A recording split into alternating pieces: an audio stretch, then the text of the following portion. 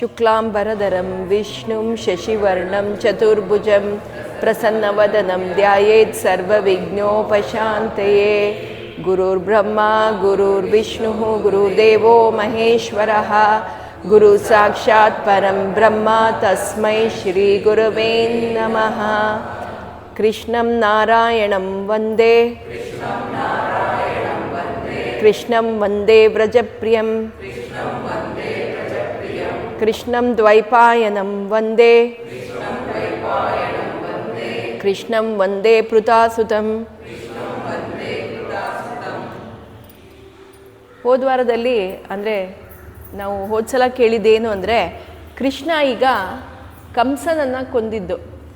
ಕಂಸನ ಪಟ್ಟಣಕ್ಕೆ ಬಂದ, ಮಥುರಕ್ಕೆ ಬಂದಾಗ ಅಲ್ಲಿ ಅವನಿಗೆ ದಾರಿಲಿ ಏನೇನಾಯಿತು ಅಂತ ಹೇಳಿದೆ. ತ್ರಿವಕ್ರೆ ಸಿಕ್ಕಿದ್ಲು. ಅವಳು ತ್ರಿವಕ್ರವಾಗಿ, ಅವಳ ಮೈನ ಭಂಗಿ ತ್ರಿವಕ್ರವಾಗಿತ್ತು, ಅವಳಿಗೆ ಬೂನು ಬೆನ್ನಿತ್ತು, ಅವಳನ್ನು ಸರಿ ಮಾಡಿದ್ದು. ಮತ್ತು ಕೃಷ್ಣನನ್ನು ಕರ್ಕೊಂಬಂದಿದ್ದು ಅಕ್ರೂರ ಕರ್ಕೊಂಬಂದಿದ್ದು. ಅಕ್ರೂರ ಹೇಳ್ತಾನೆ ನಮ್ಮ ಮನೆಗೆ ಬಾ ಅಂತ. ನಮ್ಮ ಮನೆಗೆ ಬಂದು ನನ್ನ ಆತಿಥ್ಯವನ್ನು ಸ್ವೀಕರಿಸುವಂತಾಗ ಕೃಷ್ಣ ಹೇಳ್ತಾನೆ ನಾನು ಬರ್ತೀನಿ ಅಂತ. ಮತ್ತು ಈ ತ್ರಿವಕ್ರನೂ ಹೇಳ್ತಾಳೆ ನನ್ನ ಮನೆಗೆ ಬರಬೇಕು, ನೀನು ನನಗೆ ನಿನ್ನ ಸೇವೆ ಮಾಡುವ ಅವಕಾಶವನ್ನು ಕೊಡಬೇಕು ಅಂತ, ಬರ್ತೀನಿ ಅಂತ ಹೇಳಿರ್ತಾನೆ. ಈಗ ನಾವು ನೋಡಿದ್ವಿ, ರಂಗಸ್ಥಳದಲ್ಲಿ ಕುವಲಯ ಪೀಡ ಅನ್ನೋ ಒಬ್ಬ ಗಜನನ್ನು ಅವನು ಕೊಂದಿದ್ದು, ಮತ್ತು ಬೇರೆ ಈ ಕಂಸನನ್ನು ಹೇಗೆ ಅವನು ಕೊಂದ ಅನ್ನೋದನ್ನು ನೋಡಿದ್ವಿ. ಎಲ್ಲ ಕೊಂದಾದಮೇಲೆ ಈ ಕಡೆ ವಸುದೇವ ಮತ್ತು ದೇವಕಿಯನ್ನು ಬಂಧನದಲ್ಲಿಟ್ಟಿದ್ದ, ಮತ್ತು ಉಗ್ರಸೇನನನ್ನು ಬಂಧನದಲ್ಲಿ ಇಟ್ಟಿದ್ದ. ಉಗ್ರಸೇನ ಕಂಸನ ತಂದೆ. ಅವ್ರನ್ನೆಲ್ಲ ಬಿಡಿಸ್ಕೋತಾನೆ ಕೃಷ್ಣ. ಬಿಡಿಸ್ಕೊಂಡು ಅವ್ರನ್ನ ಹತ್ರ ಅಳ್ತಾನಂತೆ, ಗೊಳೋ ಅಂತ ಕೃಷ್ಣ. ಹತ್ಬಿಟ್ಟು ನಾನು ಮಗನಾಗಿ ನಿಮ್ಮ ಸೇವೆ ಮಾಡೋಕ್ಕಾಗಲಿಲ್ಲ, ನಾನು ನಿಮ್ಮನ್ನು ಸರಿಯಾಗಿ ನೋಡ್ಕೊಳಕ್ಕಾಗಲಿಲ್ಲ, ನಿಮಗೆ ಇಷ್ಟೆಲ್ಲ ಕಷ್ಟಪಡೋ ಅಂತ ಆಯಿತು ಅಂತ ಹೇಳ್ತಾನಂತೆ. ಇದು ಅವನ ನಾಟಕ ಅಂತ ಹೇಳೋದು. ಅದಾದಮೇಲೆ ಈಗ ವಸುದೇವನಿಗೆ ತುಂಬ ಖುಷಿ, ಅವನ ಮಗ ಅವನ ಹತ್ರ ಸಿಕ್ಕಿದ್ದಾನೆ ಅಂತ ಹೇಳಿ. ಮಗು ಹುಟ್ಟಿದಾಗ ಅವನು 10,000 ಗೋದಾನ ಮಾಡ್ತೀನಿ ಅಂತ ಬೇಡ್ಕೊಂಡಿರ್ತಾನೆ. ನಿಮ್ಗೆ ನೆನಪಿದೆಯಾ? ಕಾರಾಗೃಹದಲ್ಲಿ ಮುಂಚಿನ ಕಾಲದಲ್ಲಿ ಗಂಡ್ಮಕ್ಳು ಹುಟ್ಟರೆ ಗೋದಾನ ಮಾಡ್ತಾ ಇದ್ರಂತೆ. ಯಾವಾಗ ಕೃಷ್ಣ ಹುಟ್ಟುತ್ತಾನೆ ಆಗ ಇವನು ವಸುದೇವ ಮನಸ್ಸಲ್ಲಿ ಅಂದ್ಕೊಂಡಿರ್ತಾನೆ 10,000 ಗೋದಾನವನ್ನು ಮಾಡ್ತೀನಿ ಅಂತ.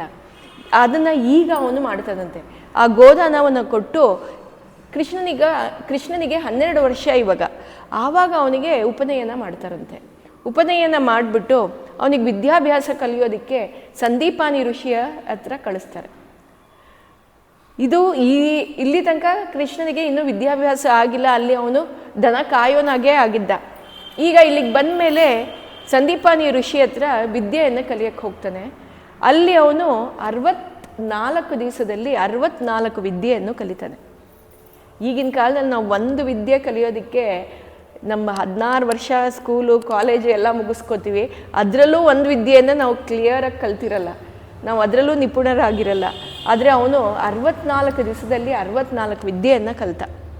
ಯಾರು ಈ ಥರ ಮಲ್ಟಿ ಟ್ಯಾಲೆಂಟೆಡ್ ಆಗಿರ್ತಾರೆ, ಯಾರಿಗೆ ಈ ಥರ ಎಕ್ಸ್ಪರ್ಟೈಸ್ ಜಾಸ್ತಿ ಇರುತ್ತೆ, ಅವರಿಗೆ ಪಾಲಿಮಟ್ ಅಂತ ಕರಿತೀವಿ ನಾವು. ಆ ಥರ ನಮ್ಮಲ್ಲಿದ್ದವರು ಒಬ್ಬರು ಅಂದರೆ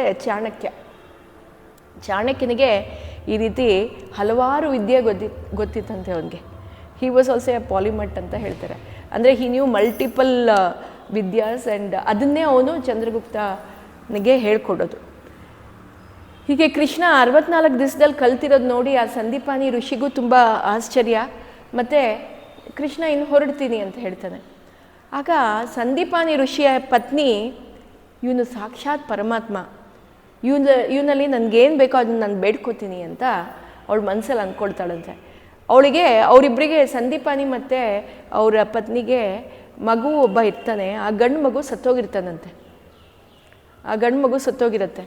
ಅದಕ್ಕೆ ಈ ಹೆಂಡತಿ ಯೋಚನೆ ಮಾಡ್ತಾಳಂತೆ, ಹೇಗಿದ್ರು ಸಾಕ್ಷಾತ್ ಪರಮಾತ್ಮ ನಮ್ಮ ಹತ್ರ ಬಂದಿದ್ದಾನೆ, ನಮ್ಮಲ್ಲೇ ಇದ್ದಾನೆ, ನಮ್ಮ ಹತ್ರ ವಿದ್ಯಾಭ್ಯಾಸ ಕಲ್ತಿದ್ದಾನೆ. ಅವ್ನು ನಮ್ಮ ಹತ್ರ ಬಂದು ಕೇಳಿದಾಗ ಏನು ಗುರುದಕ್ಷಿಣೆ ಕೊಡಬೇಕು ಅಂತ ಕೇಳಿದಾಗ ನಾನು ಸರಿಯಾದದ್ದನ್ನೇ ಕೇಳ್ತೀನಿ ಅಂತ ಕೃಷ್ಣ ಹೊರಡೋ ಸಮಯಕ್ಕೆ ಬರ್ತಾನಂತೆ. ಬಂದು ಗುರುಗಳ ಆಶೀರ್ವಾದ ಪಡೆದು ನಿಮ್ಮ ಗುರುದಕ್ಷಿಣೆಯನ್ನು ನಾನು ಕೊಡಬೇಕು, ಗುರುದಕ್ಷಿಣೆ ಕಾಣಿಕೆ ನಿಮ್ಗೇನು ಬೇಕು ಅಂತ ಕೇಳ್ತಾನಂತೆ. ಆಗ ಗುರು ಕೇಳಲ್ಲ, ಸಂದೀಪಾನಿ ಕೇಳಲ್ಲ, ಅವನ ಹೆಂಡತಿ ಕೇಳ್ತಾಳಂತೆ, ನನ್ನ ಮಗ ತೀರ್ಕೊಂಡಿದ್ದಾನೆ, ಆ ಮಗು ನನಗೆ ಬೇಕು ವಾಪಸ್ಸು ಅಂತ. ಹೌದಾ, ಏನಾಯಿತು ನಿನ್ನ ಮಗ, ಎಲ್ಲಿ ಹೋದ? ಅವನು ಭಗವಂತ, ಅವನಿಗೆಲ್ಲ ಗೊತ್ತು. ಸಮುದ್ರದಲ್ಲಿ ಹೋಗಿದ್ದವನು ಬರಲಿಲ್ಲ ವಾಪಸ್ಸು ಅಂತ. ಸರಿ ಅಂತ ಹೇಳಿ ಆ ಕೃಷ್ಣ ಆ ಸಮುದ್ರಕ್ಕೆ ಹೋಗ್ತಾನೆ, ಅಂದರೆ ಸ್ನಾನ ಮಾಡೋದಕ್ಕೆ ಅಂತ ಹೋಗ್ತಾನೆ. ಅಲ್ಲಿಗೆ ಹೋಗಿ ವರುಣದೇವ ಸಮುದ್ರ ರಾಜನಿಗೆ ಕೇಳ್ತಾನಂತೆ, ನಮ್ಮ ಗುರುಗಳ ಮಗ ಇದ್ದರೆ ನೀನು ಕಳಿಸ್ಕೊಡು ಅಂತ. ಆ ವರುಣ ಹೇಳ್ತಾನಂತೆ, ಅವನು ಇಲ್ಲಿಗೆ ಬಂದಿದ್ದು ನಿಜ, ಆದರೆ ಅವನು ಎಲ್ಲಿ ಹೋದ ಅಂತ ನನಗೆ ಗೊತ್ತಿಲ್ಲ. ಆದರೆ ನನ್ನೊಳಗೆ ಒಬ್ಬ ದೈತ್ಯ ಇದ್ದಾನೆ, ನನ್ನ ಈ ಸಮುದ್ರದಲ್ಲಿ ಒಬ್ಬ ದೈತ್ಯ ಇದ್ದಾನೆ, ಆ ದೈತ್ಯನ ಹತ್ರ ನೀನು ನೋಡಿದ್ರೆ ಗೊತ್ತಾಗ್ಬೋದು ಅಂತ. ಆಗ ಕೃಷ್ಣ ಒಳಗೆ ಹೋಗ್ತಾನೆ. ಒಳಗೆ ಹೋಗಿ ಆ ದೈತ್ಯ ಯಾರು ಅಂದರೆ ಪಾಂಚಜನ್ಯ ಅಂತ. ಆ ದೈತ್ಯನೊಟ್ಟಿಗೆ ಯುದ್ಧ ಮಾಡ್ತಾನಂತೆ. ಯುದ್ಧ ಮಾಡಿ ನೋಡಿದಾಗ ಆ ದೈತ್ಯ ಮತ್ತು ಇವನು ಕೃಷ್ಣನ ಯುದ್ಧ ತುಂಬ ದಿವಸ ನಡೆಯುತ್ತೆ. ಆಗ ಆ ಪಾಂಚಜನ್ಯನನ್ನು ಕೊಲ್ತಾನೆ. ಆ ಪಾಂಚಜನ್ಯನ ಮೂಳೆ ಏನಿದೆ ಅದೇ ಇವತ್ತು ಪಾಂಚಜನ್ಯ ಶಂಖ. ಆ ಶಂಖ ಏನು ಕೃಷ್ಣ ಊದೋದಿದೆ, ಕುರುಕ್ಷೇತ್ರ ಯುದ್ಧದಲ್ಲಿ ಪಾಂಚಜನ್ಯ ಶಂಖವನ್ನು ಊದ್ತಾನಲ್ಲ, ಆ ಶಂಖ ಇನ್ಯಾವುದೂ ಅಲ್ಲ, ಪಾಂಚಜನ್ಯ ದೈತ್ಯನನ್ನು ಸಮುದ್ರದಲ್ಲಿ ಕೊಂದಿರೋದು, ಅದು ಪಾಂಚಜನ್ಯ. ಆ ಮೂಳೆ ಆ ರೀತಿ ಸೇವೆ ಮಾಡುತ್ತೆ. ಇಲ್ಲಿ ಅವನಿಗೆ ಆ ಗುರುವಿನ ಮಗ ಸಿಗಲಿಲ್ಲ, ಆದರೆ ಏನು ಮಾಡೋದು ಅಂತ ಆಗ ಯಮಪುರಿಗೆ ಹೋಗ್ತಾನಂತೆ. ಯಮಪುರಿ ಸೈಂದೇವಿನಿ ಅನ್ನೋ ಊರು, ಅಲ್ಲಿಗೆ ಹೋಗ್ತಾನೆ. ಅಲ್ಲಿಗೆ ಹೋದಾಗ ದ್ವಾರದಲ್ಲಿ ನಿಂತಾಗಲೇ ಯಮರಾಜನಿಗೆ ಗೊತ್ತಾಗತ್ತೆ, ಹೀಗೆ ಕೃಷ್ಣ ಬಂದಿದ್ದಾನೆ ಅಂತ ಹೇಳಿ ಓಡಿ ಬರ್ತಾನಂತೆ. ಕೃಷ್ಣನ ಹತ್ರ ಬಂದು ಅಲ್ಲಿ ಬಂದು ಅವನು ಶಂಖ ಊದೋದು, ಕೃಷ್ಣ ಬಾಗ್ಲಲ್ಲಿ ಶಂಖ ಊದೋದು. ಈ ಯಮರಾಜನಿಗೆ ಗೊತ್ತಾಗಿ ಓಡಿ ಬರ್ತಾನಂತೆ. ಗೊತ್ತಾಗಿ ಬಂದು, ಕೃಷ್ಣ ನಿನ್ನಲ್ಲಿ ನಮ್ಮ ಸೇವೆ ಏನು ನಿನ್ನ ಆಗದೆ ಹೇಳು ಅಂತ. ಆಗ ಕೇಳ್ತಾನಂತೆ, ನಮ್ಮ ಗುರುಗಳ ಮಗ ನಿನ್ನ ಹತ್ರ ಇದ್ದಾನೆ, ಅವನನ್ನು ಕಳಿಸ್ಕೊಡು ಅಂತ. ಅಷ್ಟೇ ತಾನೆ ಅಂತ ಹೇಳಿ ಅವನನ್ನು ಕರ್ಕೊಂಬರ್ತಾರೆ. ಆ ಆತ್ಮವನ್ನು ಕರ್ಕೊಂಬಂದು, ಆ ಆತ್ಮಕ್ಕೆ ಆ ಮಗು ಸತ್ತಾಗ ಎಷ್ಟು ವರ್ಷವಾಗಿತ್ತು ಅಷ್ಟೇ ದೇಹ. ಯಾಕಂದರೆ ಯಮಪುರಿಯಲ್ಲಿ ಇರೋವಂಥವರೆಲ್ಲ ಬರೀ ಆತ್ಮಗಳು, ಅದರಲ್ಲಿ ಸಹದೇಹವಾಗಿ ಹೋಗಲ್ಲ ಯಾರು. ಆ ದೇಹವನ್ನು ಮತ್ತು ಅವನಿಗೆ ಎಷ್ಟು ವರ್ಷ ಇದ್ದ ಅಷ್ಟೇ ದೇಹವನ್ನು ಕೊಟ್ಟು ಅವನನ್ನು ವಾಪಸ್ ಕಳಿಸ್ಕೊಡ್ತಾನಂತೆ. ಆಗ ಈ ಸಂದೀಪಾನಿ ಋಷಿ ಮತ್ತು ಪತ್ನಿ ತುಂಬ ಖುಷಿ ಪಡ್ತಾರಂತೆ, ನನ್ನ ಮಗ ನನಗೆ ವಾಪಸ್ ಸಿಗ್ತಾ ಅಂತ. ಇದರಲ್ಲಿ ಕೃಷ್ಣ ನಮಗೆ ಹೇಳ್ಕೊಡೋದು ಏನು ಅಂದರೆ, ನಮ್ಮ ಗುರುಗಳಲ್ಲಿ ನಾವು ಗುರುದಕ್ಷಿಣೆಯನ್ನು ಕೊಡಲೇಬೇಕು ಅಂತ. ಈ ಥರ ಗುರುದಕ್ಷಿಣೆ ಇನ್ಯಾರೂ ಕೊಟ್ಟಿರಲಿಲ್ಲ ಇಡೀ ಪ್ರಪಂಚದಲ್ಲಿ, ಮತ್ತು ಇಲ್ಲಿ ತನಕನೂ ಇತಿಹಾಸದಲ್ಲೇ ಯಾರು ಈ ಥರ ಗುರುದಕ್ಷಿಣೆ ಕೊಟ್ಟಿಲ್ಲ ಅಂತ. ಹೀಗೆ ಗುರುದಕ್ಷಿಣೆ ಸಿಕ್ಕಿದಾಗ ಅವನಿಗೆ ಆ ರಾಜನಿಗೂ ಆ ಸಂದೀಪಾನಿಗೂ ಖುಷಿಯಾಗಿ ಹೋಗ್ಬಾ ಅಂತ ಹೇಳಿ ಕಳಿಸ್ಕೊಡ್ತಾನೆ. ಕೃಷ್ಣ ಮತ್ತು ವಾಪಸ್ ಬರ್ತಾನೆ. ಕೃಷ್ಣ ವಾಪಸ್ ಬಂದಾಗ ಅವನಿಗೆ ನೆನಪಾಯಿತು, ನಾನು ಅಕ್ರೂರನಿಗೆ ಮತ್ತು ತ್ರಿವಕ್ರೆಗೆ ನಾನು ಬರ್ತೀನಿ ಅಂತ ಪ್ರಾಮಿಸ್ ಮಾಡಿದ್ದೆ, ಮಾತು ಕೊಟ್ಟಿದ್ದೆ, ನಾನು ಹೋಗಬೇಕು ಅಂತ ಹೇಳಿ ಅಲ್ಲಿಗೆ ಅಕ್ರೂರನ ಮನೆಗೆ ಹೋಗಿ ಅವನ ಸೇವೆಯನ್ನು ಪಡ್ಕೋತಾನೆ. ಮತ್ತು ತ್ರಿವಕ್ರೆ ಮನೆಗೂ ಹೋಗಿ ಅಲ್ಲೂ ಸೇವೆ ಪಡ್ಕೋತಾನಂತೆ. ಇಲ್ಲಿ ತನಕ ಅವನು 12, 13, 14 ವರ್ಷ, ಈಗ 16ನೇ ವರ್ಷಕ್ಕೆ ಬರ್ತಾನೆ ಅವನು. ಅಂದರೆ ಈಗ ಅವನು ಯೌವನಕ್ಕೆ ಕಾಲಿಡ್ತಾನೆ. ಕೃಷ್ಣ ಯೌವನಕ್ಕೆ ಕಾಲಿಡ್ತಾನೆ. ಯಾವಾಗ ಅವನು ಯೌವನಕ್ಕೆ ಕಾಲಿಡ್ತಾನೆ ಆಗ ಅವನು ಪಾಲಿಟಿಕ್ಸ್ ಎಂಟ್ರ್ ಆಗ್ತಾನೆ. ಇಲ್ಲೇ ನಮಗೆ ಪಾಲಿಟಿಕ್ಸ್, ಕೃಷ್ಣನ ಪಾಲಿಟಿಕ್ಸ್ ಎಲ್ಲ ಇವಾಗ ಶುರು ಆಗುತ್ತೆ. ಅಂದರೆ ರಾಜಕೀಯಕ್ಕೆ ಈಗ ಎಂಟ್ರ್ ಆಗ್ತಾನೆ ಅವನು. ಅವನಿಗೆ ಇಲ್ಲೇನಾಗಿದೆ ಅಂದರೆ, ಕೃಷ್ಣ ಹುಟ್ಟಿದಾಗ ಮಹಾಭಾರತ ಕಥೆ ಅಲ್ಲಿ ನಡೀತಾ ಇದೆ. ಕೃಷ್ಣನಿಗೆ ಒಂದು ಮೆಸೇಜ್ ಬರುತ್ತೆ, ನ್ಯೂಸ್ ಗೊತ್ತಾಗುತ್ತೆ. ಏನು ಅಂದರೆ, ಕುಂತಿ ಯಾದವ ಕುಲದವಳು. ಅದಕ್ಕೆ ಕುಂತಿ ಅಂದರೆ ಕೃಷ್ಣನಿಗೆ ಪ್ರೀತಿ, ಮತ್ತು ಅವನು ಯಾವಾಗಲೂ ಅವಳು ಬೆನ್ಗಾವಲಾಗಿದ್ದಿದ್ದು. ಕುಂತಿಗೆ ತುಂಬ ಅನ್ಯಾಯ ಆಗ್ತಾ ಇದೆ ಧೃತರಾಷ್ಟ್ರನಿಂದ. ಧೃತರಾಷ್ಟ್ರ ಪಾಂಡವರಿಗೆ ಏನು ಕೊಡಬೇಕು ಅದು ಕೊಡ್ತಾ ಇಲ್ಲ. ಧರ್ಮರಾಜ ದುರ್ಯೋಧನಗಿಂತ 1 ವರ್ಷ ದೊಡ್ಡವನವನು, ಆದರೆ ಧರ್ಮರಾಜನಿಗೆ ಏನು ಕೊಡಬೇಕು ಅದು ಕೊಡ್ತಾ ಇಲ್ಲ. ಯಾಕಂದರೆ ಹಾಗೆ ನೋಡಿದ್ರೆ ರಾಜ್ಯ ಸಿಗಬೇಕಾಗಿತ್ತು, ರಾಜನಾಗಬೇಕಾಗಿದ್ದು ಪಾಂಡು ರಾಜ ಆಗಲಿಲ್ಲ. ಅದಕ್ಕೆ ಧೃತರಾಷ್ಟ್ರ ರಾಜ ಆದ. ಅವನು actually as per the norms ರಾಜ ಆಗೋರಿಗೆ ಅಂಗವೈಕಲ್ಯತೆ ಇರಬಾರ್ದು. ಆದರೆ ಧೃತರಾಷ್ಟ್ರನಿಗೆ ಕಣ್ಣಿರಲಿಲ್ಲ, ಆದರೂ ಪಾಂಡು ಯಾವಾಗ ಆಗಲ್ಲ ಅಂದ. ಆದರೆ ಧೃತರಾಷ್ಟ್ರ ತುಂಬ ಪರಾಕ್ರಮಿ, ಆದರೆ ಅವನಿಗೆ ಪಟ್ಟಾಭಿಷೇಕ ಆಗಿತ್ತು. ಆದರೆ ಧೃತರಾಷ್ಟ್ರನಿಗೆ ಮಕ್ಕಳ ಮೇಲೆ ವ್ಯಾಮೋಹ ಜಾಸ್ತಿ, ಅವನ ಮಗ ರಾಜ ಆಗಬೇಕು ಅನ್ನೋದು. ಅದರಿಂದ ಈ ಯುಧಿಷ್ಠಿರ ಮತ್ತು ಕುಂತಿ, ಪಾಂಡು ಯಾವಾಗ ಕಾಡಲ್ಲಿ ಸತ್ತು ಹೋದ ಆಗ ಕುಂತಿಗೆ ಏನು ಮಾಡಬೇಕು ಗೊತ್ತಾಗಿಲ್ಲ. ಕುಂತಿ ಈ ಕಡೆ ತಾಯಿ ಮನೆ ಕಡೆ ಹೋಗೋ ಹಾಗಿಲ್ಲ, ಈ ಕಡೆ ಗಂಡನ ಮನೆ ಕಡೆ ಎಲ್ಲಿ ಹೋಗಬೇಕು ಗೊತ್ತಿಲ್ಲ. ಆಗ ಅಲ್ಲಿದ್ದ ಋಷಿಗಳೆಲ್ಲ ಬಂದ್ಬಿಟ್ಟು ಕುಂತಿನ ಕರ್ಕೊಂಬಂದು ಯುಧಿಷ್ಠಿರನ ಹತ್ರ ಬಿಡ್ತಾರಂತೆ, ಧೃತರಾಷ್ಟ್ರನ ಹತ್ರ ಬಿಡ್ತಾರಂತೆ. ಆಗ ಧೃತರಾಷ್ಟ್ರನಿಗೆ ಅರ್ಧ ಮನಸ್ಸು, ಅವಳನ್ನ ಇಟ್ಕೊಂಡು ನೋಡ್ಕೊಳ್ಳೋದು, ಅವಳಿಗೆ ನೋಡಿಕೊಂಡ್ರೆ ಯುಧಿಷ್ಠಿರನಿಗೆ ರಾಜ ಮಾಡಬೇಕು ಅಂತೆಲ್ಲ ಅವನ ಮನಸ್ಸಲ್ಲಿ ಅವನು ಕ್ಯಾಲ್ಕುಲೇಷನ್ಸ್. ಎಲ್ಲ ಋಷಿಗಳು ಹೇಳಿದ ಮೇಲೆ ಏನು ಮಾಡಬೇಕು ಅಂತ ಯೋಚನೆ ಮಾಡ್ತಾರೆ. ಆಗ ವೇದವ್ಯಾಸರು ಬರ್ತಾರಂತೆ. ವೇದವ್ಯಾಸರು ಬಂದ್ಬಿಟ್ಟು ಇಲ್ಲ, ನೀನು ಇವನ್ನ ಆಶ್ರಯ ಕೊಡಬೇಕು ಅಂತ ಹೇಳ್ತಾನೆ. ವೇದವ್ಯಾಸರು ಹೇಳಿದ ಮೇಲೆ ಧೃತರಾಷ್ಟ್ರನಿಗೆ ಇನ್ನೇನೋ ಬೇರೆ ದಾರಿ ಇಲ್ಲ, ಅವರೇ ಕುಲಗುರು ಆಯಿತು ಅಂತ ಹೇಳಿ ಆಶ್ರಯ ಕೊಡ್ತಾನೆ. ಆದರೆ ಅವ್ರಿಗೆ ಸೆಕೆಂಡ್ ಡಿಗ್ರಿ ಟ್ರೀಟ್ಮೆಂಟ್ ಎಲ್ಲರಿಗೂ, ಕುಂತಿಗೆ ಆಗಲಿ ಆ ಪಂಚ ಪಾಂಡವರಿಗಾಗಲಿ ಸೆಕೆಂಡ್ ಡಿಗ್ರಿ ಟ್ರೀಟ್ಮೆಂಟ್. ಅಂದರೆ ಅವ್ರ ಮಕ್ಕಳಿಗೆ ಬೇರೆ ಥರ, ಇವ್ರಿಗೆ ಬೇರೆ ಥರ, ಈ ರೀತಿ ನೋಡ್ಕೋತಾ ಇದ್ದಿದ್ದು. ಇದೆಲ್ಲ ವಿಷಯ ಕೃಷ್ಣನಿಗೆ ಗೊತ್ತಾಗತ್ತೆ. ಕೃಷ್ಣನಿಗೆ ಗೊತ್ತಾಗಿ ತುಂಬ ಬೇಸರ ಆಗತ್ತಂತೆ. ಅಲ್ಲಿ ಅಕ್ರೂರನಿಗೆ ಫಸ್ಟು ಉದ್ಧವನಿಗೆ ಕರೀತಾನೆ. ಉದ್ಧವ ಮತ್ತು ಅಕ್ರೂರನ ಇಬ್ಬರಿಗೂ ಕರೀತಾರಂತೆ. ಅಕ್ರೂರನಿಗೆ ಕರೆದುಬಿಟ್ಟು ಅಕ್ರೂರನಿಗೆ ಹೇಳ್ತಾನಂತೆ, ನೋಡು, ನೀನು ಹಸ್ತಿನಾಪುರಕ್ಕೆ ಹೋಗಿ ಆ ಧೃತರಾಷ್ಟ್ರನಿಗೆ ಬುದ್ಧಿವಾದವನ್ನು ಹೇಳಬೇಕು. ಏನು ಅಂದರೆ ಕುಂತಿ ಮತ್ತು ಕುಂತಿಯ ಪುತ್ರರಿಗೆ ಯಾವ ರೀತಿಯ ಮೋಸ ನಡೀತಾ ಇದೆ, ಅದು ಮೋಸ ಆಗಬಾರ್ದು ಅಂತ ಹೇಳ್ಕೊ ಅಂತ ಹೇಳ್ತಾರಂತೆ. ಸರಿ ಅಂತ ಹೇಳಿ ಅಕ್ರೂರ ಆ ಕಡೆ ಹೊರಡ್ತಾನೆ. ಉದ್ಧವನಿಗೆ ಕರೆದು ಉದ್ಧವನಿಗೆ ಹೇಳ್ತಾನಂತೆ, ನೋಡು, ನಾನು ಬೃಂದಾವನ ಬಿಟ್ಟು ತುಂಬ ವರ್ಷವಾಯಿತು. ಅಲ್ಲಿ ಗೋಪಿಕಾ ಸ್ತ್ರೀಯರು ನನ್ನ ತಂದೆ ನಂದಗೋಪಾಲ ಮತ್ತು ಯಶೋದೆ ನನಗೋಸ್ಕರ ಹಂಬಲಿಸ್ತಾ ಇದ್ದಾರೆ. ನೀನು ಅವರ ಹತ್ರ ಹೋಗಿ ಅವನೊಂದು ಮೆಸೇಜ್ ಕೊಡ್ತಾನೆ, ಅದನ್ನು ಹೋಗಿ ಹೇಳು ಅಂತ. ಸರಿ ಅಂತ ಹೇಳಿ ಉದ್ಧವ ಈ ಕಡೆ ಬೃಂದಾವನಕ್ಕೆ ಹೊರಡ್ತಾನೆ. ಬೃಂದಾವನಕ್ಕೆ ಬಂದು ನಂದಗೋಪಾಲನ ಮನೆಗೆ ಹೋಗ್ತಾನಂತೆ. ನಂದಗೋಪಾಲ ಉದ್ಧವನಿಗೆ ನೋಡಿದ ತಕ್ಷಣ ಅವನ ಕಣ್ಣಲ್ಲಿ ನೀರು. ಯಶೋದೆ ಓಡಿ ಬರ್ತಾಳಂತೆ, ಕಣ್ಣಲ್ಲಿ ನೀರು ಇಟ್ಕೊಂಡು, ಅಯ್ಯೋ ಹೇಗಿದ್ದಾನೆ ನಮ್ಮ ಕೃಷ್ಣ, ಏನು ಮಾಡ್ತಾ ಇದ್ದಾನೆ, ನಮಗಿಲ್ಲಿ ದಿನ ಕಳಿಯೋದೇ ಕಷ್ಟ ಆಗೋಗಿದೆ. ಕೂತ್ರೆ ನಿಂತರೆ ಇಲ್ಲಿ ನಮ್ಮ ಕೃಷ್ಣ ಕೂರ್ತಾ ಇದ್ದ, ಇಲ್ಲಿ ನಮ್ಮ ಕೃಷ್ಣ ಆಡ್ತಾ ಇದ್ದ, ಇಲ್ಲಿ ನಮ್ಮ ಕೃಷ್ಣ ಹಾಲು ಕುಡಿತಾ ಇದ್ದ, ಇಲ್ಲಿ ಬೆಣ್ಣೆ ಕದೀತಾ ಇದ್ದ, ಇದೇ ನಮಗೆ ಯೋಚನೆ, ಹೇಗಿದ್ದಾನೆ ನನ್ನ ಮಗ ಅಂತೆಲ್ಲ ಕೇಳ್ತಾರೆ. ಉದ್ಧವ ಹೇಳ್ತಾನೆ, ಅವನು ಚೆನ್ನಾಗಿದ್ದಾನೆ, ನಿಮ್ಮನ್ನು ನೆನೆಸ್ಕೊಂಡೇ ನನ್ನನ್ನು ಕಳಿಸಿರೋದು ಅಂತ. ಅವನಿಗೆ ನನ್ನ ನೆನಪು ಇದೆಯಾ, ನಮ್ಮ ನೆನಪು ಬರುತ್ತಾ, ನಮ್ಮ ಬೃಂದಾವನದ ನೆನಪು ಇದೆಯಾ ಕೃಷ್ಣನಿಗೆ ಅಂತ ಕೇಳ್ತಾನಂತೆ. ಆಗ ಉದ್ಧವ ಹೇಳ್ತಾನಂತೆ, ನಿಮ್ಮಂಥ ಪುಣ್ಯವಂತರು ಈ ಜಗತ್ತಲ್ಲಿ ಯಾರಿದ್ದಾರೆ, ನಿಮ್ಮಂಥ ಪುಣ್ಯವಂತರ ಮುಂದೆ ನಾವು ಏನು, ನಿಮ್ಮಲ್ಲಿ ಬಂದು ಕೃಷ್ಣ ಹುಟ್ಟಿ ಬೆಳೆದಿದ್ದಾನೆ ಅಂದರೆ ಎಂಥ ಪುಣ್ಯವಂತರು ನೀವು, ನಿಮಗೆ ಇಂಥ ಅವಕಾಶ ಸಿಕ್ಕಿದೆ ಅಂತ ಅವ್ರನ್ನ ಹಾಡಿ ಹೊಗಳ್ತಾನಂತೆ. ಹೊರಗಡೆ ಬರ್ತಾನಂತೆ. ಎಲ್ಲರಿಗೂ ಈ ಗೋಪಿಕಾ ಸ್ತ್ರೀಯರಿಗೆಲ್ಲ ಒಂದು ವಿಷಯ ಬಂತು, ನ್ಯೂಸ್ ಬಂತು, ಬ್ರಾಡ್ಕಾಸ್ಟ್ ಮೆಸೇಜ್ ಹೊಟ್ಟೋಯ್ತು. ವಾಟ್ಸಪ್ ಇತ್ತೋ ಇಲ್ಲೋ ಆವಾಗ ಗೊತ್ತಿಲ್ಲ, ಆದರೆ ವಾಟ್ಸಪ್ಗಿಂತ ಬೇಗ ಅವ್ರಿಗೆ ಮೆಸೇಜ್ ಹರಡ್ಬಿಡ್ತಿತ್ತು. ಏನು ಅಂದರೆ ಮಥುರೆಯಿಂದ ಯಾರೋ ಬಂದಿದ್ದಾರೆ ಅಂತ ಮೆಸೇಜ್ ಹೋಯ್ತಂತೆ. ಓ, ಈಗ ಯಾಕೆ ಬಂದಿದ್ದಾನೆ ಅಂತ ಗೋಪಿಕಾ ಸ್ತ್ರೀಯರೆಲ್ಲ ಬಂದು ಆ ಮನೆ ಮುಂದೆ ನಿಂತಿದ್ದಾರೆ. ಆಗ ಉದ್ಧವ ಹೊರಗಡೆ ಬರ್ತಾನಂತೆ. ಎಲ್ಲರಿಗೂ ಕೋಪ, ಉದ್ಧವನಿಗೆ ನೋಡಿ ಕೋಪ. ಆಗ ಒಬ್ಬ ಅಕ್ರೂರ ಬಂದಿದ್ದ, ಅವನು ಬಂದು ನಮ್ಮ ಕೃಷ್ಣನ ಕರ್ಕೊಂಡೋಗ, ಈಗ ಈ ಉದ್ಧವ ಬಂದು ಏನು ಮಾಡೋದಕ್ಕೆ ಬಂದಿದ್ದಾನೆ ಅಂತ ಇವ್ರಿಗೆಲ್ಲ ತಲೆಯಲ್ಲಿ. ಅವರೆಲ್ಲ ನೋಡ್ಬಿಟ್ಟು ಅವನ್ನ ಕೋಪದಲ್ಲೇ ಒಂದು ಹಾಡು ಹಾಡ್ತಾರಂತೆ. ಆ ಹಾಡನ್ನು ಭ್ರಮರಗೀತೆ ಅಂತ ಹೇಳ್ತಾರೆ. ಯೂಟ್ಯೂಬಲ್ಲಿ ನೋಡಿ ಇರುತ್ತೆ ಆ ಹಾಡು, ಭ್ರಮರಗೀತೆ ಅಂತ. ಭ್ರಮರಗೀತೆ ಅಂದರೆ ಭ್ರಮರ ಅಂದರೆ ನಿಮ್ಗೆ ಗೊತ್ತು, ಹನಿಬಿ ಭ್ರಮರ. ಅದನ್ನು ಹೋಲಿಸಿ ಕೃಷ್ಣನನ್ನು ಮಾತಾಡ್ತಾರೆ. ಅಂದರೆ ಕೃಷ್ಣನ ಬಗ್ಗೆ ಹೇಳ್ತಾ ಇದ್ದಾರೆ. ಕೃಷ್ಣ ಒಂದು ಭ್ರಮರನಂತೆ.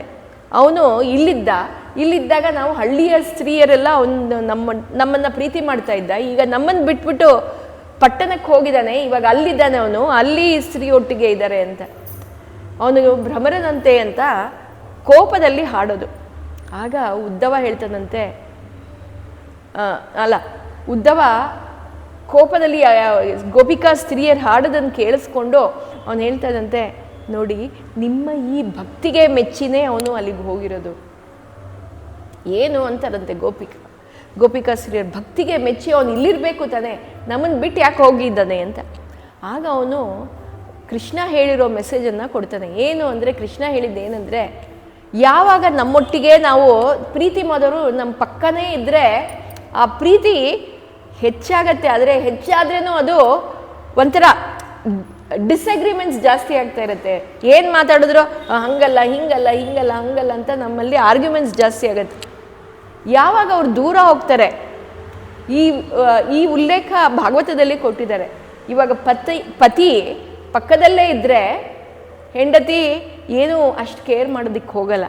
ಇದನ್ನು ಭಾಗವತದಲ್ಲಿ ಒಂದು ಶ್ಲೋಕದಲ್ಲಿ ಬರೆದಿದ್ದಾರೆ. ಈ ಶ್ಲೋಕದಲ್ಲಿ ಏನು ಹೇಳ್ತಾರೆ ಅಂದರೆ, ಯಾವಾಗ ಪತಿ ದೂರ ಹೋಗ್ತಾನೆ ಆಗ ಎಷ್ಟು ಒಂದು 5 ನಿಮಿಷಕ್ಕೂ ಫೋನ್ ಮಾಡೋದು, ಅದು ತೊಗೊಂಡ್ರ, ಇದು ಇಟ್ಕೊಂಡ್ರ, ಅದು ಇಟ್ಕೊಂಡ್ರ. ಅದೇ ಪಕ್ಕದಲ್ಲಿದ್ದಾಗ ಹೇಗಿದ್ದಾರೆ ಪತಿ ಅಂದರೆ, ಅವ್ರಿಗೇನು ದಾಡಿ ಚೆನ್ನಾಗೇ ಇದ್ದಾರೆ ಅಂತ ಹೇಳ್ತಾರೆ ಅಲ್ವಾ. ಆ ರೀತಿ ಎಲ್ಲ ಉಂಡು ತಿಂಡು ಎಲ್ಲ ಆರಾಮಾಗೇ ಇದ್ದಾರೆ ಅಂತ ಹೇಳ್ತಾರೆ. ಈ ರೀತಿ ಗೋಪಿಕಾ ಸ್ತ್ರೀಯರಿಗೆ ಅವ್ನು ಹೇಳ್ತಾನಂತೆ, ಕೃಷ್ಣ ಇವಾಗ ದೂರ ಹೋಗಿರೋದ್ರಿಂದ ನಿಮ್ಮ ಮನಸ್ಸಲ್ಲಿ ಕೂತ್ರೆ ನಿಂತರೆ ಅವನದೇ ಧ್ಯಾನ. ನೀವೆಲ್ಲಿ ಏನು ಕೆಲಸ ಮಾಡ್ತಾ ಇದ್ರು ಕೃಷ್ಣ ಹೇಗಿದ್ದಾನೆ, ಪ್ರತಿ ಒಂದು ನಿಮಿಷನೂ ಎಲ್ಲರೂ ಕೃಷ್ಣನ ಲೀಲೆಯನ್ನೇ ಹಾಡಿಕೊಂಡು ಅವರ ದಿನವನ್ನು ಕಲಿತಾ ಇದ್ರಂತೆ. ಈ ರೀತಿ ನಿಮಗೆ ಕೃಷ್ಣನಲ್ಲೇ ಧ್ಯಾನವನ್ನು, ನಿಮ್ಮ ಮನಸ್ಸು ಅಲ್ಲೇ ಇರಬೇಕು ಅಂತಲೇ ಅವನು ಕೃಷ್ಣ ದೂರ ಆಗಿರೋದು ಅಂತ ಈ ಸಂದೇಶವನ್ನು ನಿಮಗೆ ಕಳಿಸಿದ್ದಾನೆ ಅಂತ ಗೋಪಿಕಾ ಸ್ತ್ರೀಯರಿಗೆ ಹೇಳ್ತಾನಂತೆ. ಆಗ ಗೋಪಿಕಾ ಸ್ತ್ರೀಯರಿಗೆ ಅರಿವಾಗತ್ತಂತೆ, ಹೌದಲ್ಲ, ಅವನ ಪಕ್ಕದಲ್ಲಿದ್ದಾಗ ನಾವು ಅವನನ್ನು ಅಷ್ಟು ಇವಾಗ ಯೋಚನೆ ಮಾಡೋಷ್ಟು ಅವನನ್ನು ಎಷ್ಟು ಧ್ಯಾನ ಈಗ ಮಾಡ್ತಾ ಇದ್ದೀವಿ ಅಷ್ಟು ನಾವು ಧ್ಯಾನ ಮಾಡ್ತಾ ಇರಲಿಲ್ಲ. ಯಾವಾಗ ಅವನು ದೂರ ಹೋದ ಆಗ ನಮ್ಮ ಮನಸ್ಸು ಅವನಲ್ಲೇ ಧ್ಯಾನದಲ್ಲಿದೆ ಅಂತ. ಈಗ ಉದ್ಧವ ಅವರ ಭಕ್ತಿಯನ್ನು ನೋಡಿ ಮೆಚ್ಕೋತಾನಂತೆ. ಏನು ಹೇಳ್ತದಂದರೆ, ಎಷ್ಟೋ ವಿದ್ಯಾವಂತರು ಇರ್ತಾರೆ, ಆದರೆ ಅವ್ರಿಗೆ ದೇವರಲ್ಲಿ ಅಷ್ಟು ಭಕ್ತಿ ಬರೋದಿಲ್ಲ, ದೇವರ ಧ್ಯಾನ ಬರೋದಿಲ್ಲ. ಈ ಗೋಪಿಕಾ ಸ್ತ್ರೀಯರೆಲ್ಲ ಏನೂ ಓದಿಲ್ಲ, ಅವರು ಇಲಿಟ್ರೇಟ್ಸು, ಏನೂ ಗೊತ್ತಿಲ್ಲ ಅವ್ರಿಗೆ. ಆದರೂ ಅವರಲ್ಲಿ ಅರಿವಿರೋಷ್ಟು ನಮ್ಮಲ್ಲಿ ಇರೋವಂಥ ಎಂಥ ಚೆನ್ನಾಗಿ ಓದಿರೋರು ಇದ್ದರೂ ಅವ್ರಿಗೆ ಅಷ್ಟು ಅರಿವಿಲ್ಲ ಅಂತ ಹೇಳಿ ಅವನು ಅವರ ಭಕ್ತಿಯನ್ನು ನೋಡಿ ಮೆಚ್ಕೋತಾನಂತೆ. ಅವ್ರಿಗೆ ನಮಸ್ಕಾರ ಮಾಡ್ತಾನಂತೆ, ಸಾಷ್ಟಾಂಗ ನಮಸ್ಕಾರ ಮಾಡಿ, ನಿಮ್ಮ ಭಕ್ತಿಯ ಮುಂದೆ ನಾನು ಸೋತೋದೆ ಅಂತ ಹೇಳ್ತಾನಂತೆ. ಈ ರೀತಿ ಅವನು ಆ ಮೆಸೇಜ್ ಹೇಳಿದಾಗ ನಂದಗೋಪಾಲಕ್ಕೆ ಖುಷಿಯಾಗತ್ತೆ, ಗೋಪಿಕಾ ಸ್ತ್ರೀಯರಿಗೆಲ್ಲ ಖುಷಿಯಾಗತ್ತೆ. ಆದರೆ ಅವ್ರು ಹೇಳ್ತಾರೆ, ನಾವು ಕಾಯ್ತಾ ಇದ್ದೀವಿ ನಿಮ್ಮ ಕೃಷ್ಣನನ್ನು ನನ್ನ ಹತ್ರ, ನಮ್ಮ ಕೃಷ್ಣ ಅವನಿಗೆ ನಮ್ಮನ್ನು ಬಂದು ಒಂದು ಒಮ್ಮೆ ಭೇಟಿ ಮಾಡು ಅಂತ ಹೇಳಿ ಅಂತ. ಆಯಿತು ಅಂತ ಹೇಳ್ತಾರೆ.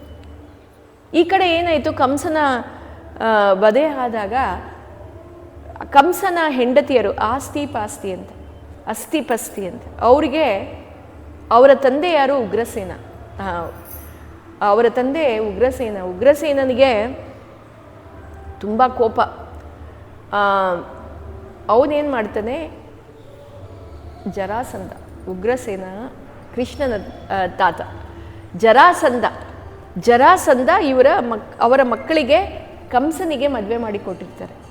ಜರಾಸಂಧ ಯಾವಾಗ ಅವರ ಹೆಣ್ಮಕ್ಳು ವಿಧವೆಯರಾದರು ಅಂದಾಗ ಎಲ್ಲಿಲ್ಲದ ಕೋಪ ಅವನಿಗೆ. ಯಾರ ಮೇಲೆ ಕೋಪ? ಕೃಷ್ಣ ಬಲರಾಮನ ಮೇಲೆ ಕೋಪ. ಕೃಷ್ಣ ಬಲರಾಮನನ್ನು ನಾನು ಕೊಂದಾಕಬೇಕು. ಇಲ್ಲಿ ಜರಾಸಂಧನ ಬಗ್ಗೆ ಸ್ವಲ್ಪ ಉಲ್ಲೇಖ ಕೊಟ್ಟಿದ್ದಾರೆ. ಏನು ಅಂದರೆ, Jarasandha was A real political person. ಎಷ್ಟು ಪಾಲಿಟಿಕ್ಸ್ ಅವನಲ್ಲಿತ್ತು ಅಂದರೆ, ನಮ್ಮ ಬ್ರಿಟಿಷರು ಇಲ್ಲಿ ಬಂದು ಏನು ಮಾಡ್ತಾಯಿದ್ರು ಅದನ್ನು ಅವನಲ್ಲಿ ಮಾಡ್ತಾ ಇದ್ದ ಅಂತ. ಫಸ್ಟ್ ಮಾಡಿದ್ದೇ ಅವನು ಅಂತೆ. ಏನು ಅಂದರೆ, ಅವನು ಟ್ಯಾಕ್ಟಿಕ್ಸ್ ಏನು ಅಂದರೆ, ಅವನು ಪ್ಲ್ಯಾನ್ ಮಾಡ್ತಾ ಇದ್ದಿದ್ದು ಹೇಗೆ ಅಂದರೆ, ಯಾರಾದರೂ ಅವರು ರಾಜ್ಯಕ್ಕೆ ಬಂದರು, ಅವರ ಗೂಡ್ಸ್ ಏನು, ಅವರು ಅಲ್ಲೆಲ್ಲ ವ್ಯವಹಾರ ಮಾಡೋದಕ್ಕೆ ಏನು ಅವರ ಸಾಮಗ್ರಿಗಳನ್ನು ತರ್ತಾ ಇದ್ರು ಅದನ್ನೆಲ್ಲ ಹಿಡಿದು ಇಟ್ಕೊಳ್ಳೋದು, ಅದನ್ನು ಬಿಡಿಸ್ಕೊಳ್ಳೋಕ್ಕೆ ಯಾವಾಗ ಅವ್ರು ಬರ್ತಾರೆ ಅವ್ರನ್ನ ಬಂಧನ ಮಾಡೋದು, ಹೀಗೆ ಮಾಡೋದು. ಅದಲ್ಲದೆ ಇವಾಗ ಯಾವಾಗ ಆ ರಾಜರನ್ನು ಬಂಧನ ಮಾಡ್ಕೋತಾರೆ, ಅವರ ರಾಜನ ಜಾಗದಲ್ಲಿ ಯಾರು ಅವರ ಪುತ್ರರಿರ್ತಾರೆ ಅವರಿಗೆ ಇಮ್ಮಿಡಿಯೇಟಾಗಿ ಪಟ್ಟಾಭಿಷೇಕ ಆಗಬೇಕು. ಆ ಪುತ್ರರನ್ನು ಶಿಶುಪಾಲ ತೊಗೊಂಡು ಹೋಗೋದು, ಅವನು ಇಟ್ಕೊಂಡ್ಬಿಡೋದು, ಅವನು ಕತ್ಕೊಂಡು ಹೋಗೋದು. ಯಾವಾಗ ಆ ರಾಜ್ಯದಲ್ಲಿ ಮಗನೂ ಇಲ್ಲ ಆವಾಗ ಹೆಣ್ಮಕ್ಳು ಯಾರು ಇರ್ತಾರೆ, ಹೆಣ್ಣುಮಕ್ಕಳ ಗಂಡನನ್ನು ರಾಜ ಮಾಡಬೇಕು ಅಂತ ಧರ್ಮ ಪ್ರಕಾರ ಹೇಳೋದು. ಆ ಧರ್ಮದ ಪ್ರಕಾರ ಆ ಹೆಣ್ಣು ಮಕ್ಕಳ ಗಂಡನನ್ನು ಕೂಡ ಶಿಶುಪಾಲ ಕರ್ಕೊಂಡು ಹೋಗ್ಬೋದು. ಈ ರೀತಿ ಅವನು politically he was playing, game plan was like this. ಅವನು ಆ ಥರ ಗೇಮ್ ಪ್ಲಾನ್ ಮಾಡೋದು. ಅಂದರೆ ರಾಜ್ಯದಲ್ಲಿ ಯಾರು ಗಂಡಸರು ಇರಬಾರ್ದು. ಯಾರು ಗಂಡಸರು ಯಾವಾಗಿರಲ್ಲ ಆವಾಗ ಅಲ್ಲೆಲ್ಲ ಅಧಿಪತಿಗಳು ಯಾರು? ಇವರೇ, ಜರಾಸಂಧ ಕಡೆಯವರು. ಇದೇ ಬ್ರಿಟಿಷರು ಮಾಡಿದ್ದು. ರಾಜ್ಯರು ಯಾರೂ ಇರಬಾರ್ದು, ಆ ರಾಜರ ಮಕ್ಕಳು ಯಾರೂ ಇರಬಾರ್ದು, ಹೆಣ್ಮಕ್ಕಳ ಮಕ್ಕಳು ಯಾರೂ ಇರಬಾರ್ದು. ಆ ರೀತಿ ಮಾಡೋದಕ್ಕೆ ಆ ರೀತಿ ಮಾಡಿ ಎಲ್ಲ ಜಾಗವನ್ನು ಅವರೇ ಕಬ್ಜಾ ಮಾಡಿಕೊಂಡು ಅವರೇ ರಾಜ್ಯವನ್ನು ಆಳಕ್ಕೆ ಶುರು ಮಾಡಿದ್ದು. ಇದೇ ರೀತಿ ಜರಾಸಂಧ ಮಾಡ್ತಾ ಇದ್ದಂತೆ. ಈ ಜರಾಸಂಧನ ಈ ಯೋಚನೆಯನ್ನು ಎಲ್ಲರಿಗೂ ಗೊತ್ತಾಗಿದೆ. ಈ ಜರಾಸಂಧನಿಗೆ ಯಾವಾಗ ಗೊತ್ತಾಯಿತು ಕೃಷ್ಣ ಬಲರಾಮರು ನನ್ನ ಮಕ್ಕಳಿಗೆ ವಿಧವೆಯರು ಮಾಡಿದ್ದಾರೆ ಅಂತ ಹೇಳಿ, ಅವನು ಎಷ್ಟು ಪರಾಕ್ರಮಿ ಅಂದರೆ ಎಲ್ಲ ರಾಜರು ಅವನೊಟ್ಟಿಗೆ ಯುದ್ಧ ಮಾಡೋದಕ್ಕೆ ಮುಂಚೆನೇ ಸರೆಂಡರ್ ಆಗೋಗೋರಂತೆ. ಜರಾಸಂಧನ ಹತ್ರ ಅದು ಯುದ್ಧ ಮಾಡೋದಕ್ಕೆ ನಮ್ಗಾಗಲ್ಲ ಅಂತ ಹೇಳಿ ಅವರೇ ಬಂದು ಅವನ ಹತ್ರ ಸರೆಂಡರ್ ಆಗೋದು. ಇಲ್ಲಿ ಇನ್ನೊಂದು ಕತೆ ಏನು ಹೇಳ್ತಾರೆ ಅಂದರೆ, ಇನ್ನೊಂದು ವಿಷಯ ಏನಂದರೆ, ಭೀಷ್ಮ ಕೂಡ ಜರಾಸಂಧನೊಟ್ಟಿಗೆ ಯುದ್ಧ ಮಾಡೋದಕ್ಕೆ ಭಯಪಟ್ಟಿದ್ದಂತೆ. ಯಾಕೆ ಅಂದರೆ ಜರಾಸಂಧ ಅಷ್ಟು ಪರಾಕ್ರಮಿ. ಅವನೊಟ್ಟಿಗೆ ಯುದ್ಧ ಮಾಡಿ ನನಗೆ ಗೆಲ್ಲಕ್ಕಾಗತ್ತೋ ಇಲ್ವೋ ಅನ್ನೋ ಆತ್ಮಸ್ಥೈರ್ಯ ಅವನಿಗಿರಲಿಲ್ಲ. ಆಮೇಲೆ ಅವನಲ್ಲೇ ಆ ಕಾನ್ಫಿಡೆನ್ಸ್ ಇರಲಿಲ್ಲ ಅಂತೆ. ಅದಕ್ಕೆ ಅವನು ಜರಾಸಂಧನೊಟ್ಟಿಗೆ ಯುದ್ಧ ಮಾಡೋದಕ್ಕೆ ಹೋಗಲಿಲ್ಲ. ಅದೇ ರೀತಿ ಜರಾಸಂಧನಿಗೂ ಕೂಡ ಭೀಷ್ಮನ ಪರಾಕ್ರಮ ಬಗ್ಗೆ ತುಂಬ ಭಯ ಇತ್ತಂತೆ. ನಾನು ಭೀಷ್ಮನೊಟ್ಟಿಗೆ ಯುದ್ಧ ಮಾಡೋಕ್ಕೆ ಹೋದರೆ ನನಗೆ ಭೀಷ್ಮನನ್ನು ಸೋಲ್ಸೋಕ್ಕಾಗಲ್ಲ ಅಂತ ಅವನ ಮೇಲೆ ಸಂದೇಹ. ಆದ್ದರಿಂದ ಇಬ್ಬರು ಏನು ಮಾಡಿದರು, ಇಬ್ಬರು ಅವರೊಟ್ಟಿಗೆ ಏನೋ ಒಂದು ಅಗ್ರಿಮೆಂಟ್, ನಾವಿಬ್ಬರು ಆರಾಮಾಗಿರೋಣ, ಯಾರು ತೊಂದರೆ ಕೊಡೋದು ಬೇಡ, ನಿನ್ನ ಪಾಡಿಗೆ ನೀನಿರು, ನನ್ನ ಪಾಡಿಗೆ ನಾನು ಇರ್ತೀನಿ ಅನ್ನೋ ಥರ ಅಗ್ರಿಮೆಂಟ್ ಆಗೋಗಿತ್ತಂತೆ. ಆದ್ದರಿಂದ ಅವರಿಬ್ಬರು ಯುದ್ಧ ಮಾಡಿಲ್ಲ. ಈ ರೀತಿ ಜರಾಸಂಧ ಅಷ್ಟು ಪರಾಕ್ರಮಿ. ಆ ಜರಾಸಂಧ ಏನು ಮಾಡ್ತಾನೆ, ಆಗ 28 ಅಕ್ಷೋಹಿಣಿ ಸೈನ್ಯವನ್ನು ಕರ್ಕೋತಾನೆ. ಯೋಚನೆ ಮಾಡಿ, ಕುರುಕ್ಷೇತ್ರ ಯುದ್ಧದಲ್ಲಿ ಇದ್ದಿದ್ದು ಬರೀ 18 ಅಕ್ಷೋಹಿಣಿ ಸೈನ್ಯ. ಇಲ್ಲಿ 28, ಅದಕ್ಕಿಂತ ಇನ್ನು 10 ಅಕ್ಷೋಹಿಣಿ ಸೈನ್ಯ ಜಾಸ್ತಿ. ಅಂದರೆ ಸೋ ಮೆನಿ ಪೀಪಲ್, ಅಷ್ಟೊಂದು ಜನ ಅವರೆಲ್ಲ ಯುದ್ಧ ಮಾಡೋದಕ್ಕೆ ಬರ್ತಾರೆ. ಮಥುರಾ ಪಟ್ಟಣಕ್ಕೆ ಬರ್ತಾರೆ. ಬರ್ತಾ ಇರೋದನ್ನು ಮೇಲೆ ಪ್ಯಾಲೇಸ್ ಅರಮನೆಯ ಮೇಲ್ಗಡೆ ನಿಂತ್ಕೊಂಡು ಬಲರಾಮ ನೋಡ್ತಾದಂತೆ ದೂರದಿಂದ. ಜರಾಸಂಧ ಬರ್ತಾ ಇದ್ದಾನೆ, ಮತ್ತು 28 ಅಕ್ಷೋಹಿಣಿ ಸೈನ್ಯ ಅಂದರೆ ಜನಸಾಗರ, ಅಷ್ಟು ಜನಸಾಗರ ಬರ್ತಾ ಇದೆ. ಬಲರಾಮ ಅಲ್ಲಿಂದ ಕೂಗ್ತದಂತೆ, ಹೇ ಕೃಷ್ಣ ನೋಡು ಜರಾಸಂಧ ಬರ್ತಾ ಇದ್ದಾನೆ ಅಂತ. ಕೃಷ್ಣನಿಗೆ ಖುಷಿ, ಅಬ್ಬಾ ಬಂದಪ್ಪ ಜರಾಸಂಧ ಅಂತ. ಬಲರಾಮ ಹೇಳ್ತಾನಂತೆ, ಏನು ನೀನು ಖುಷಿ ಪಡ್ತಾ ಇದೀಯಾ ಜರಾಸಂಧ ಬಂದಿರೋದಕ್ಕೆ ಅಂತ. ಆಗ ಕೃಷ್ಣ ಹೇಳ್ತಾನಂತೆ, ನಾವು ಬಂದಿರೋ ಕಾರ್ಯ ಈಗ ನಮಗೆ ಸಿದ್ಧಿ ಆಗ್ತಾ ಇದೆ. ನಾವು ಬಂದಿರೋದೇ ಈ ದುಷ್ಟರನ್ನು ಸಂಹಾರ ಮಾಡೋದಕ್ಕೆ. ನಾವು ಅವ್ರನ್ನ ಹುಡ್ಕೊಂಡು ಹೋಗೋದು ಬದಲಿ ಅವರೇ ನಮ್ಮನ್ನು ಹುಡ್ಕೊಂಡು ಬಂದಿದ್ದಾರೆ, ಒಳ್ಳೇದಾಯ್ತು ನಮಗೆ ಅಂತ ಹೇಳ್ತಾನಂತೆ. ಸರಿ, ಈಗ ಕೃಷ್ಣ ಏನು ಮಾಡ್ತಾನೆ, ಯುದ್ಧ ಮಾಡಬೇಕು. ಅವನು ಬರೀ ಅವನ ಮನಸ್ಸಲ್ಲೇ ಅಂದ್ಕೋತಾನಂತೆ. ಆಗ ಸ್ವರ್ಗದಿಂದ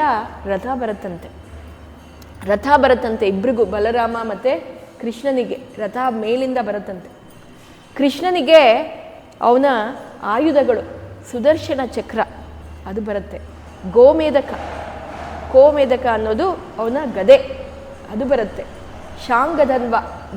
ಧನ ಇದು ಬಿಲ್ಲು ಬಾಣ ಅದು ಬರುತ್ತೆ, ಬತ್ತಲಿಕೆ ಅದು ಯಾವುದು ಅಂದರೆ ಅದರಲ್ಲಿ ಯಾವಾಗಲೂ ಆ ಬಾಣಗಳು ಕಮ್ಮಿನೇ ಆಗಲ್ಲ ಅಂಥ ಬತ್ತಲಿಕೆ ಬರುತ್ತಂತೆ. ಮತ್ತು ನಂದನ ಅನ್ನೋವಂಥ ಒಂದು ಆಯುಧ, ಆ ಆಯುಧ ಎಲ್ಲ ಬರುತ್ತಂತೆ. ಇವನಿಗೆ ಬಲರಾಮನಿಗೆ ನೇಗಿಲು ಮತ್ತು ಹಲ, ಆ ನೇಗಿಲು ಹಲ ಬಲರಾಮನ ಆಯುಧ ಅದು ಬರುತ್ತಂತೆ. ಅದೆಲ್ಲ ಆಕಾಶದಿಂದ ಬರುತ್ತೆ. ಬಂದಾಗ ಇವನೇನು ಮಾಡ್ತಾನೆ ಕೃಷ್ಣ, ನಾವು ಮುಂದೆ ಹೋಗೋದು ಬೇಡ, ಉಗ್ರಸೇನನನ್ನು ಕಳಿಸೋಣ. ಉಗ್ರಸೇನ ಮುದಿ, ಆ್ಯಕ್ಚುಲಿ ಈಗ ಅವನಿಗೆ ವಯಸ್ಸಾಗೋಗಿದೆ, ಉಗ್ರಸೇನನನ್ನು ಕಳಿಸೋಣ ಅಂತ. ಸೊ ಉಗ್ರಸೇನ ರಾಜ ಹೇಗಿದ್ರು, ಅವನೇ ಹೋಗಬೇಕು ಯುದ್ಧ ಮಾಡೋದಕ್ಕೆ ಅಂತ ಅವನನ್ನು ಮುಂದೆ ಇಟ್ಟು ಕಳಿಸ್ತಾನಂತ. ಜರಾಸಂಧ ಈ ಕೃಷ್ಣ ಬಲರಾಮನನ್ನು ಕೊಲ್ಲಬೇಕು ಅಂತ ಖುಷಿಯಲ್ಲಿ ಅವನು ಇವತ್ತು ಅವ್ರನ್ನ ನಾನು ಸಾಯಿಸೋದೆ ಅಂತ ಹೇಳಿ ಅವನು ಮುಂದೆ ಬರ್ತಾ ಇದ್ದಾನೆ. ಅವನು ಮುಂದೆ ಬರ್ತಾ ಇದ್ದರೆ ನೋಡ್ತಾನೆ ಮುಂದೆ ಒಂದು ಮುದಿಯ ರಾಜ, ಆ ಉಗ್ರಸೇನ ಬರ್ತಾ ಇದ್ದಾನೆ. ಅವನ ಎಲ್ಲ ಹುಮ್ಮಸ್ಸು ಕಮ್ಮಿ ಆಗತ್ತಂತೆ, ಏನು ಈ ಮುದಿ ಹತ್ರ ನಾನು ಯುದ್ಧ ಮಾಡಬೇಕಾ ಅಂತ. ಅವನನ್ನು ನೋಡಿದ ತಕ್ಷಣ ಅವನಿಗೆ ಒಂಥರ ಎಲ್ಲಿ ಆ ಕೃಷ್ಣ ಎಲ್ಲಿ ಆ ಕೃಷ್ಣ ಅಂತ ಜೋರು ಕಿರ್ಚಾಡ್ತಾನಂತೆ. ಆಗ ಕೃಷ್ಣ ಎದುರಿಗೆ ಉಗ್ರಸೇನನನ್ನು ಕೊಲ್ಲೋದಕ್ಕೆ ಬಾಣ ತಗೋತಾನೆ. ಇವನು ಜರಾಸಂಧ ಕೃಷ್ಣ ಮುಂದಕ್ಕೆ ಬರ್ತಾನಂತೆ. ಕೃಷ್ಣ ಮುಂದಕ್ಕೆ ಬಂದಿದ್ದ ತಕ್ಷಣ ಓ ಬಂದಿಯಾ ನೀನು ಬಾ ಅಂತ ಹೇಳಿ ಘೋರ ಯುದ್ಧ ಆಗತ್ತಂತೆ ಕೃಷ್ಣನಿಗೂ ಮತ್ತು ಬಲರಾಮನಿಗೆ. ಯುದ್ಧ ಆಗಿ ಆ ಕೃಷ್ಣ ಬಲರಾಮರು ಸಣ್ಣವರು 16 ವರ್ಷದವರು, ಅವರು ಆ 28 ಅಕ್ಷೋಹಿಣಿ ಸೈನ್ಯವನ್ನು ಧ್ವಂಸ ಮಾಡಿದ್ರಂತೆ. ಯಾವಾಗ ಅವ್ರು 28 ಅಕ್ಷೋಹಿಣಿ ಸೈನ್ಯವನ್ನು ಧ್ವಂಸ ಮಾಡಿದ್ರು, ಇವನಿಗೆ ಜರಾಸಂಧನಿಗೆ ಏನು ಮಾಡಬೇಕು ಗೊತ್ತಾಗಲಿಲ್ಲ. ಅಲ್ಲಿಂದ ಅಲ್ಲಿಂದ ಪರಾರಿ ಆಗೋದಂತೆ. ಅವನು ಓಡೋದಂತೆ, ಅಲ್ಲಿಂದ ಹೊಟ್ಟೋದ. ಏನು ಮಾಡಬೇಕು ಅಂತ ಗೊತ್ತಾಗದೆ ಬಂದು ಏನು ಮಾಡೋದೀಗ, ಹೆಂಗೆ ಏನು ಮಾಡಬೇಕು ಅಂತ ಯೋಚನೆ ಮಾಡ್ತಾ ಇರ್ತದಂತೆ. ಆಗ ಅವನ ಕಡೆಯವರು ಎಲ್ಲ ಹೇಳ್ತಾರೆ, ಅವನ ಮಂತ್ರಿಗಳೆಲ್ಲ ಉಗ್ರಸೇನ ಮತ್ತು ಶಿಶುಪಾಲ ಎಲ್ಲ ಇವರು ಜರಾಸಂಧ ಮತ್ತು ಶಿಶುಪಾಲ ಎಲ್ಲ ಚರ್ಚೆ ಮಾಡ್ತಾ ಇರುವಾಗ ಮತ್ತೆ ನಾವು 28 ಅಕ್ಷೋಹಿಣಿ ಸೈನ್ಯವನ್ನು ಕಟ್ಕೊಂಡು ಮತ್ತೆ ಹೋಗೋಣ ಅಂತ ಹೇಳಿ 17 ಬಾರಿ ಮಥುರಾ ಮೇಲೆ ಅಟ್ಯಾಕ್ ಮಾಡ್ತಾರಂತೆ ಅವರು. ನಿಮ್ಗೆ ಗೊತ್ತಿರ್ಬೋದು ಯಾಕೆ ದ್ವಾರಕಾ ಬಂತು ಅಂದರೆ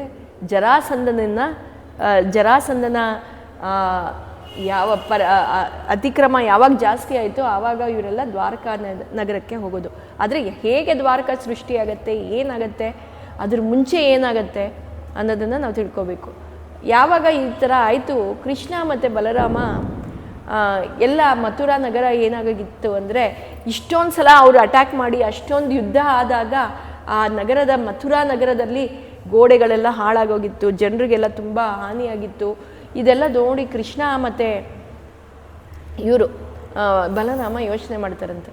ಎಲ್ಲರ ಜನರ ಆಕ್ರಂದನ ನೋಡಿ ಇವ್ರಿಗೆ ಬೇಕಿರೋದು ನಾವಿಬ್ಬರೇ ಅವನಿಗೆ ಜರಾಸಂಧನನ್ನು ಡೈವರ್ಟ್ ಮಾಡಬೇಕು ಅಂತ ಹೇಳಿ 18ನೇ ಸಲ ಯಾವಾಗ ಜರಾಸಂಧ ಬರ್ತಾನೆ ಆಗ ಕೃಷ್ಣ ಬಲರಾಮರು ಅವನನ್ನು ನೋಡಿ ಅವನ ಮುಂದೆನೇ